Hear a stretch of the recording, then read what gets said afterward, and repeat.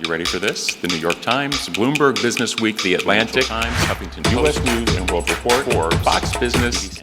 One day, the founder and chairman of Starbucks Coffee Company, Howard Schultz, walked into one of his favorite and oldest stores in downtown Seattle.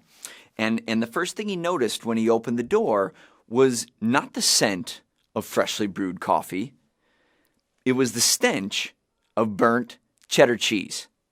Cheese that had melted off one breakfast sandwich, landed on the oven grates, and then continued burning over and over and over again with every new sandwich that was sold and served that day. And that's when the light bulb flashed on for Howard Schultz. Schultz decided to take one of the company's most popular and profitable products, breakfast sandwiches, and he pulled them from the shelves of all 16,000 Starbucks stores. Wall Street analysts thought he'd lost his mind. But as leaders yourselves, how do you think that instant burst of clarity impacted the people at Starbucks? Well, it was like a shock to the system. All of a sudden, light bulbs flashed on for employees and managers all throughout the Starbucks universe. They suddenly understood how to get back on the path to growth, how to transform themselves and their store and their department and their organization from surviving mode to thriving mode. And over the course of the next 18 months, one decision at a time, Starbucks unleashed a torrent of coffee-based innovations, which brought them back to their best year ever 4 years in a row. What I wonder right now is, what are your breakfast sandwiches? The reality is that change is hard only in the same way that raising kids or running a marathon is hard. The fact that it requires effort does not negate the fact that most people who commit to doing it eventually succeed. So today, I want to unlock your adaptive potential so that you can stop fearing the changes happening in wholesale distribution and you can start focusing your vision on growing your business.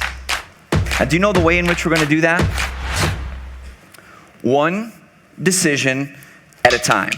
You ready for this? The New York Times, Bloomberg Business Week, The Atlantic Times, Huffington Post, U.S. News and World Report, Forbes, Fox Business, NPR, NBC, ABC, and CBS Television. I'm exhausted just saying it. People love to introduce me as an expert on making decisions, which is actually pretty funny when you consider this. Now that there is an RV, my RV, and this was a colossally bad decision on a number of levels. Not the least of which because I'd never driven a motorhome before in my entire life, or because we moved into the city of Minneapolis where there's no place to park a 31.5-foot monstrosity. But the biggest reason why this was a bad decision is because it moved me in the exact opposite direction of my personal decision pulse. You see, just like every team and every organization has a decision pulse, so do we as individuals. My pulse was freedom. I care more about freedom than power, prestige, achievement, money, safety, security. All I could think about is what would spell freedom more than cruising down the old American highway with everything I own behind me on 2 axles. In the midst of all this change fatigue, how might a slightly different decision process have led me to a different decision outcome? One that transformed my fear and uncertainty in a positive way, while also saving my wife from transforming a very innocent 2-letter word like RV into a 4-letter word. Confidently and consistently, day in and day out, one decision is one decision at a time. You get to say goodbye to the good salesperson that you were and grow into the transformational leader you are destined to become. One decision at a time.